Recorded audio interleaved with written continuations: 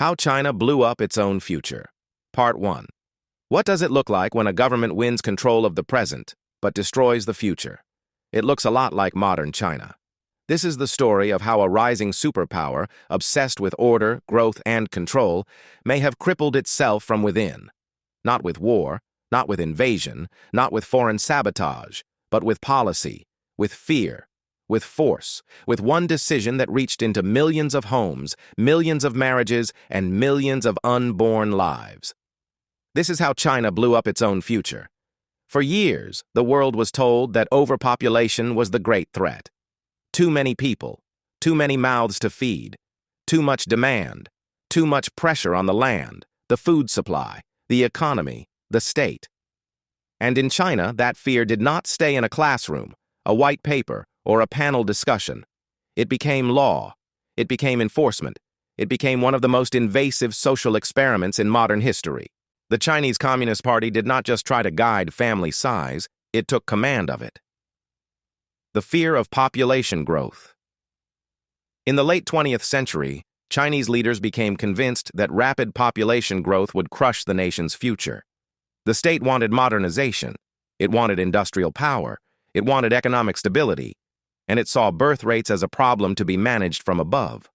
The logic sounded clean and simple. Fewer births meant less strain. Fewer children meant more resources per family. Fewer people meant faster development.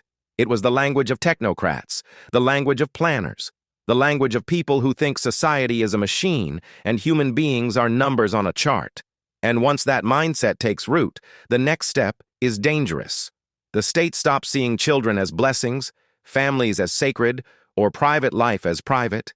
The state starts seeing people as inputs and outputs, the one-child policy. Then came the one-child policy. This was not a mild suggestion. This was not a public awareness campaign. This was power entering the home. Families were watched. Births were monitored. Pregnancies were regulated. Local officials were rewarded for compliance and punished for failure. And when government power meets human reproduction, cruelty follows fast. There were fines. There were threats. There were forced abortions. There were forced sterilizations. There was public humiliation. There was pressure from employers, neighbors, party officials, and bureaucrats who treated women's bodies as territory of the state. For many families, the message was brutal and clear. Your child is not your decision. Your future belongs to us. The hidden damage. At first, some outside observers praised the policy. They called it bold, pragmatic, necessary, a hard choice for the greater good. That is often how overreaching policy is sold. It arrives wearing the language of expertise. It presents itself as responsible. It tells people that freedom is too risky, and only central control can save society from disaster. But beneath the polished language, deep damage was spreading. A nation does not cut off its own generations without paying a price. You do not spend decades suppressing births and then walk away unharmed. China did not just reduce numbers, it distorted the structure of the whole society. The aging crisis. Now the bill has come due. China is aging, fast. There are fewer young workers entering the system. More elderly people need support. The labor force is shrinking. The burden on families is growing. The pension system feels strain.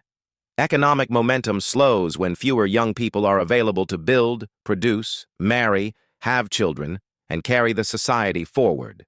A nation can survive many problems. But when it starts running out of its own next generation, the problem moves deep into the foundation. Thanks for watching. Please like and follow to learn more.